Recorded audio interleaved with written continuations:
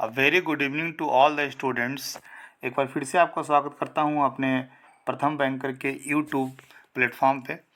आज जो आज का जो टॉपिक है वो है CGTMAC। CGTMAC का मतलब है credit guarantee fund trust for micro and small enterprises. इसके ऊपर टॉप 15 इम्पॉर्टेंट जो क्वेश्चंस हैं, इम्पॉर्टेंट MCQ है, ये मैं लेकर के आपके सामने आया हूँ। ये टॉपिक इक्वली इम्पॉर्टेंट है RBI सर्कुलर के जैसा या प्राइवेट सेक्टर लेंडिंग के जैसा। किसी भी लेटरल एंट्री के एग्जाम्स में 2 या 3 क्वेश्चन इस टॉपिक से आते हैं। मेरा खुद का एक्सपीरियंस है, बैंक ऑफ महाराष्ट्र के स्केल 3 के एग्जाम्स में 3 क्वेश्चन इसी टॉपिक से आए थे।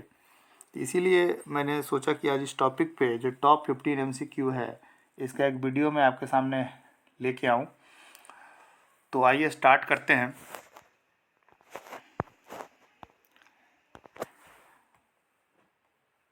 सबसे पहला जो क्वेश्चन है वो है maximum amount of coverage under credit guarantee fund trust for micro and small enterprises.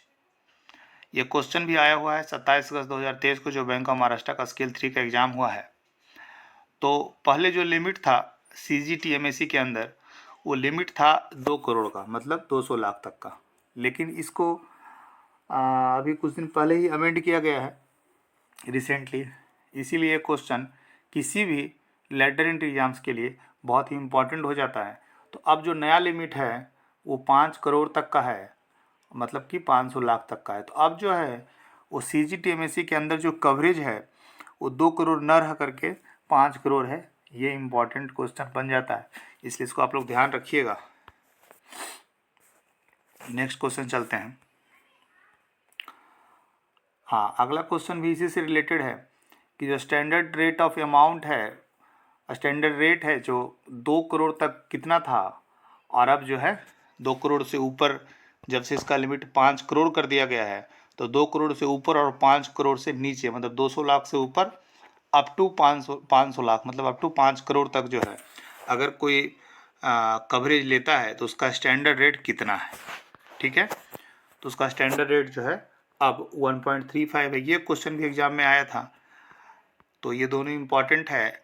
इसके पहले अगर 2 करोड़ तक का क्वेश्चन है तो और भी बहुत सारा सब कैटेगरी बना हुआ है, लेकिन 2 करोड़ तक 1.20% था। लेकिन अब जो है लेटेस्ट जो है वो 5 करोड़ तक कवरेज है, और इसका जो रेट ऑफ इंटरेस्ट है, सॉरी, इसका जो स्टैंडर्ड रेट है जितना कि देना पड़ता है एनुअली गवर्नमेंट को, वो है 1.35 है। ये बहुत ही इंपॉर्टेंट है, लेटेस्ट डेटा है, इसलिए इसको याद रखिएगा आप लोग। नेक्स्ट क्वेश्चन है कि CGTMAC जो है वो सेटअप किया गया है किस किस के द्वारा किया गया है। तो एक तो ministry of micro small and medium enterprises, government of India, एक तो ये हो गया। दूसरा कौन है, नाबार्ड है कि सिडबी है कि ये सेबी है, या इनमें से कोई नहीं है। तो इसका आंसर है सिडबी। ठीक है, तो किन 2 बॉडी ने मिलकर इसका CGTMAC का सेटअप किया है। तो एक तो हो गया आपका ministry of micro small and medium enterprises, government of India एक। दूसरा कौन हो गया, सिडबी हो गया। इन दोनों ने सेटअप किया है credit guarantee fund trust for micro and small enterprise के लिए। क्या पर्पस है इसका, ये जानना आपको ज़रूरी है, नहीं तो ये अगर जो पहली बार इसका नाम सुन रहे हैं उनको लगेगा पता नहीं कौन सा टॉपिक है।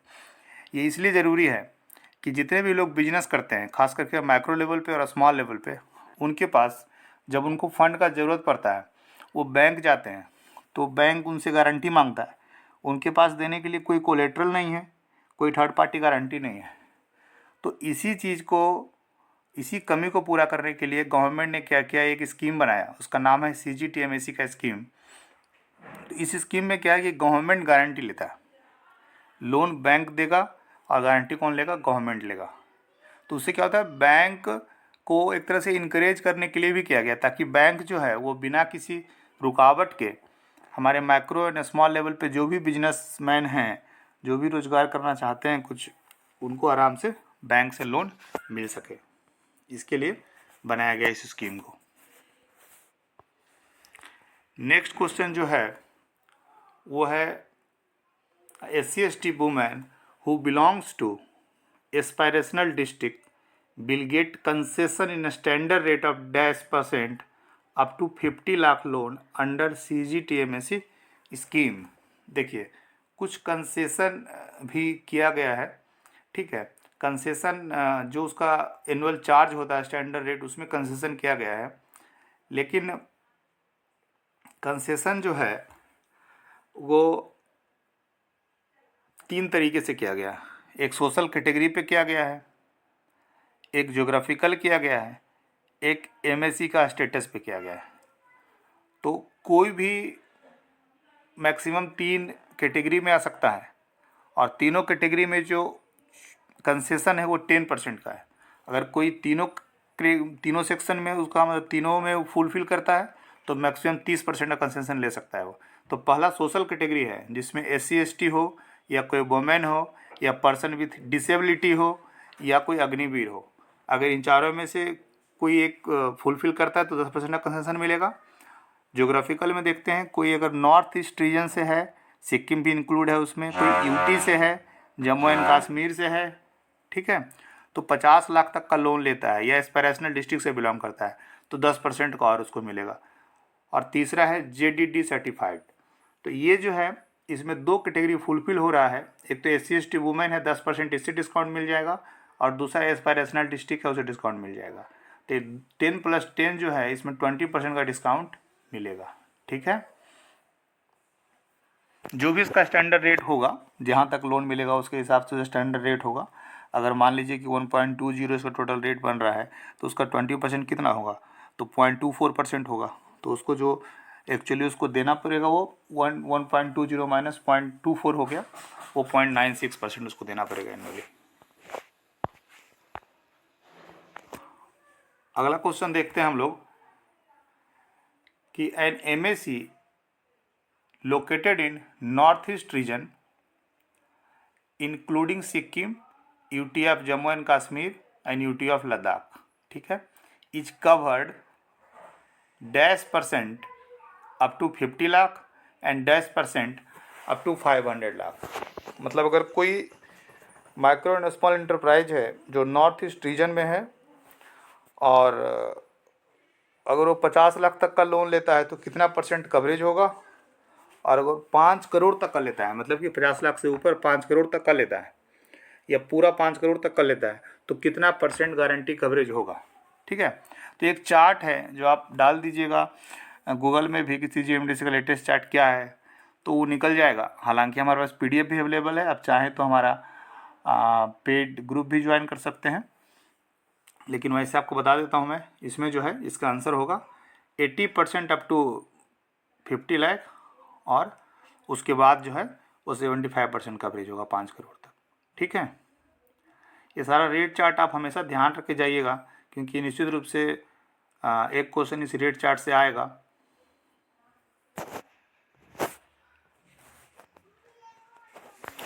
एक और इम्पॉर्टेंट चीज़ है, ये भी लेटेस्ट गाइडलाइन है, इसीलिए इसको ध्यान रखिएगा। Threshold limit for waiver of legal action has been increase from dash to dash under CGTMSE scheme. पहले जो है वो लीगल एक्शन का जो वेवर था, मतलब 5 लाख तक का तो कोई लोन अगर डिफ़ॉल्ट करता है और वो CGTMSE के स्कीम के अंदर वो कवरेज उसको है, तो इंस्ट्रक्शन ये है कि उसके ऊपर लीगल एक्शन नहीं लेना है आपको, सीधे आपको CGTMSE से क्लेम ले लेना है। अगर 5 लाख से ऊपर कोई लोन डिफ़ॉल्ट करता है, अगर वो CGTMSE के अंदर कवरेज भी है, तो आप फ्री हैं उसके ऊपर लीगल एक्शन लेने के। लेकिन अब जो है गाइडलाइन चेंज हो गया है, अब वो 5 लाख का जो लिमिट था वो 10 लाख का लिमिट हो गया है। मतलब 10 लाख से कम का कोई माइक्रो स्मॉल इंटरप्राइज का लोन अगर ख़राब होता है और वो CGTMSE कवरेज के अंदर वो है, तो उस केस में आपको 10 लाख तक के लोन तक के लिए आपको उसके ऊपर लीगल एक्शन नहीं लेना है, आपको सीधे CGTMSE से उसका क्लेम ले लेना है, ठीक है। तो ये इम्पॉर्टेंट डेटा है, ये क्वेश्चन आ सकता है एग्जाम के लिए, बहुत इम्पॉर्टेंट है ये। अब जो है हमारे पास क्या आपके लिए है, अभी एक SBI CBO का बैच 7 स्टार्ट हुआ है, जिसमें हम डे 1 में आपको दे रहे हैं RBI सर्कुलर का, जनवरी 23 से लेकर के नवंबर 23 तक कंप्लीट नोट्स है, लगभग 40 पेज का है, और कंप्लीट एमसीक्यू का पीडीएफ है, वो 35 पेज का है। 100 एमसीक्यू है आरबीआई सर्कुलर पे, ये हम लोग डे 1 में दे रहे हैं। डे 2 में जो है जनरल बैंकिंग पार्ट 1 दे रहे हैं। जनरल बैंकिंग पार्ट 1 में क्या दे रहे हैं, प्राइवेट सेक्टर लेंडिंग दे रहे हैं, डे एनआरएलएम दे रहे हैं, डे एनयूएलएम दे रहे हैं और सीजीटीएमएसी दे रहे हैं। इसका कंप्लीट नोट्स आपको मिलेगा, इसका कंप्लीट आपको एमसीक्यू मिलेगा। डे 3 में है बैंकिंग फाइनेंशियल इकोनॉमी अवेयरनेस, अगस्त 2023 से लेकर दिसंबर 2023 तक का कवर कर रहे हैं। इसमें आपको नोट्स मिल रहा है, एमसीक्यू भी मिल रहा है। डे 4 में है जनरल बैंकिंग पार्ट 2, इसमें जितने भी एक्ट हैं, आरबीआई का एक्ट हो, चाहे बीआर एक्ट हो, सरफेसी एक्ट हो, एनआई एक्ट हो या कंपनीज एक्ट हो, सारे एक्ट हम कवर कर रहे हैं। डे 5 में जो है गवर्नमेंट स्कीम्स प्लस बजट 23 का जो सारा स्कीम्स है उसका नोट्स प्लस एमसीक्यू देंगे। डे 6 में जो है जनरल बैंकिंग का जो भी टॉपिक बच गया वो सारा टॉपिक का नोट्स प्लस एमसीक्यू देंगे, प्लस 10 टेस्ट बिल्कुल फ्री होगा 50 क्वेश्चन का। जनरल बैंकिंग 30 क्वेश्चन का होगा और करेंट अफेयर या इकोनॉमी अवेयरनेस है उसका 20 क्वेश्चन होगा। ये 10 टेस्ट मिलेगा। ये सारा कुछ जो आपको है वो 499 में हम आपको दे रहे हैं। आप चाहें तो इसको बैच के थ्रू ज्वाइन कर सकते हैं, या आप चाहें तो सीधे हमारा व्हाट्सएप नंबर है, आप व्हाट्सएप नंबर पे हमारे इंक्वायरी कर लीजिए बैच संबंधित। ये सारा डेटा जो आपको हम व्हाट्सएप पे भी दे सकते हैं, कोई ज़रूरी नहीं है कि आपको बैच ही ज्वाइन करना है, लेकिन डे वाइज ही देंगे व्हाट्सएप पे भी आपको डेटा। लेकिन सारा डेटा व्हाट्सएप पे 499 में ले सकते हैं। 10 टेस्ट का लिंक प्लस सारा day 1, day 2, day 3, day 4, day 5, 6 का सारा कंप्लीट डेटा जो है वो 499 में ले सकते हैं आप। ठीक है, तो आगे चलते हैं।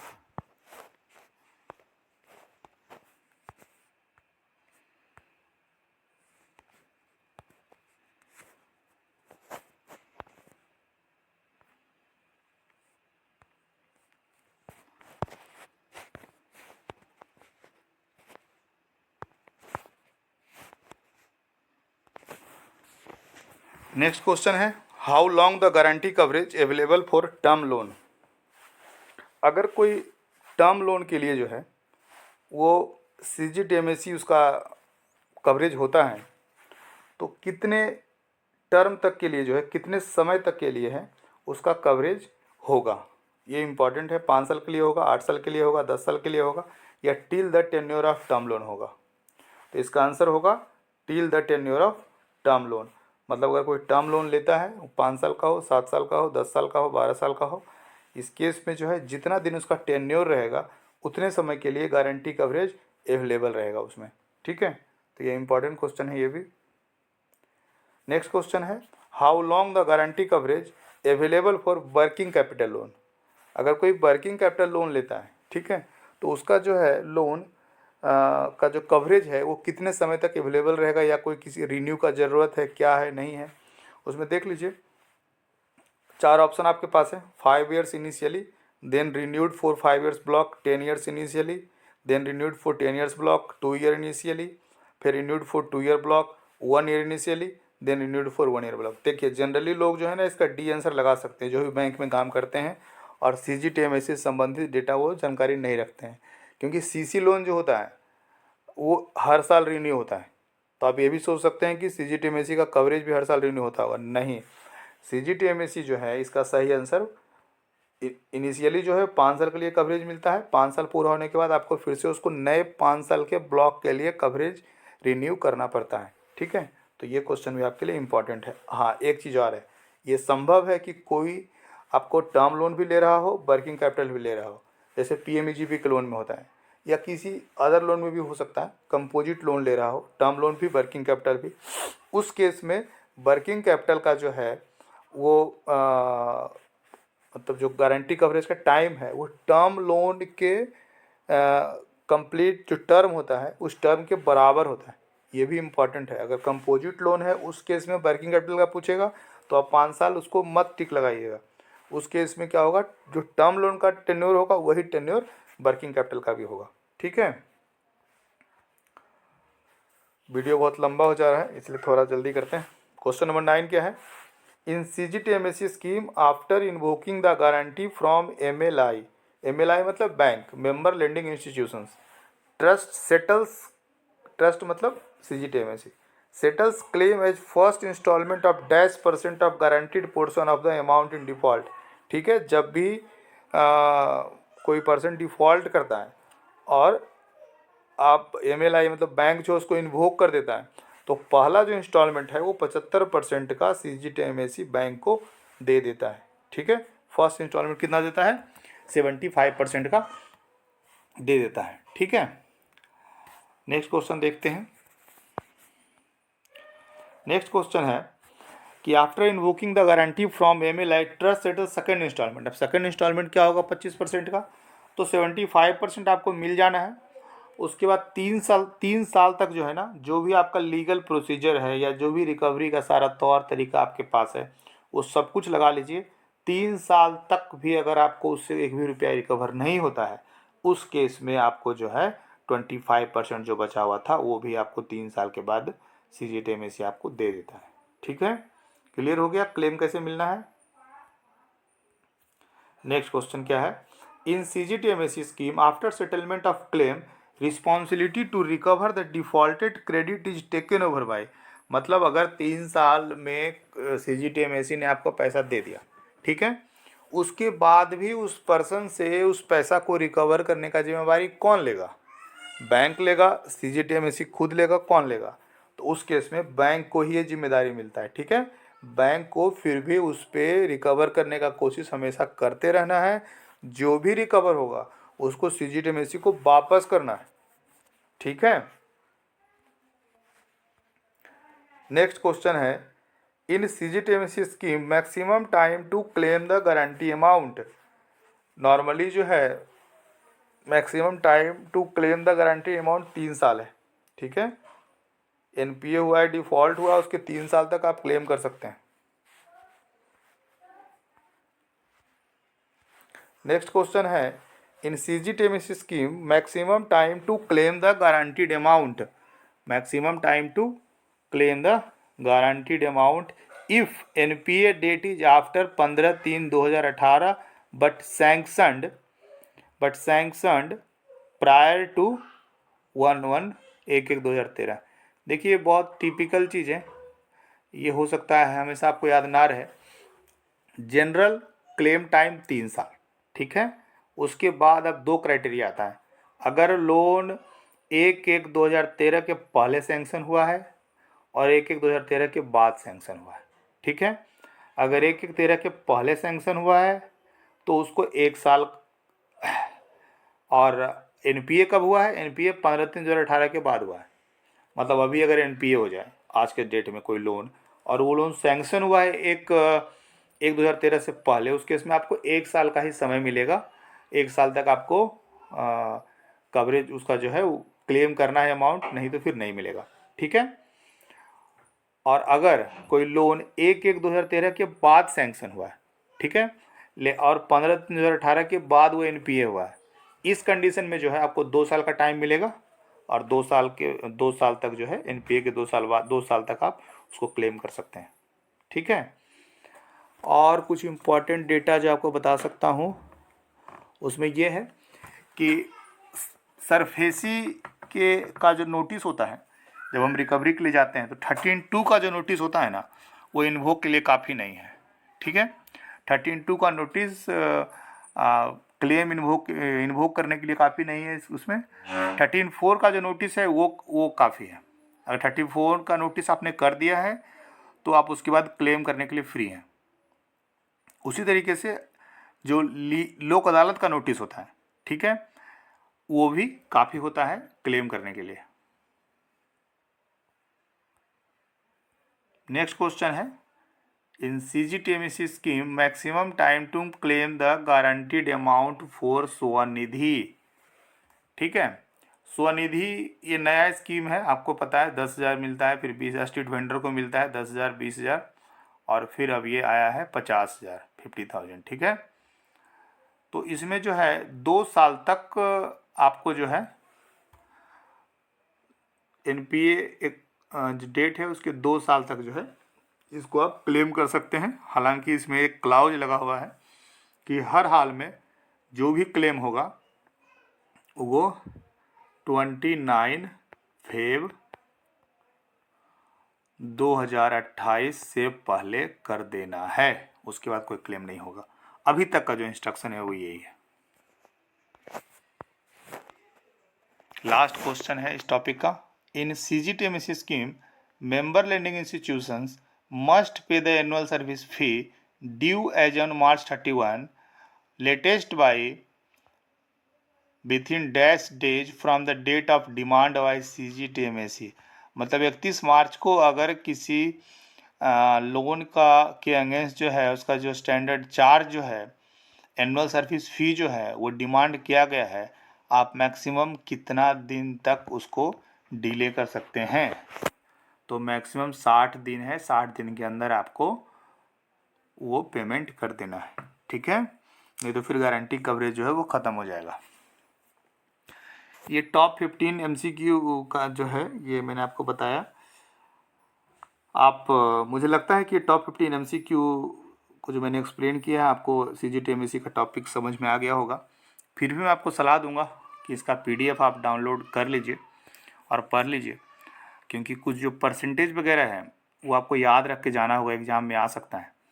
और अगर आप चाहते हैं हमारा कोर्स लेना या सिर्फ व्हाट्सएप के थ्रू हमारा डेटा आप लेना चाहते हैं, वो सब कुछ अवेलेबल है। व्हाट्सएप नंबर दिया हुआ है 7990703637, आप उसे व्हाट्सएप कर सकते हैं।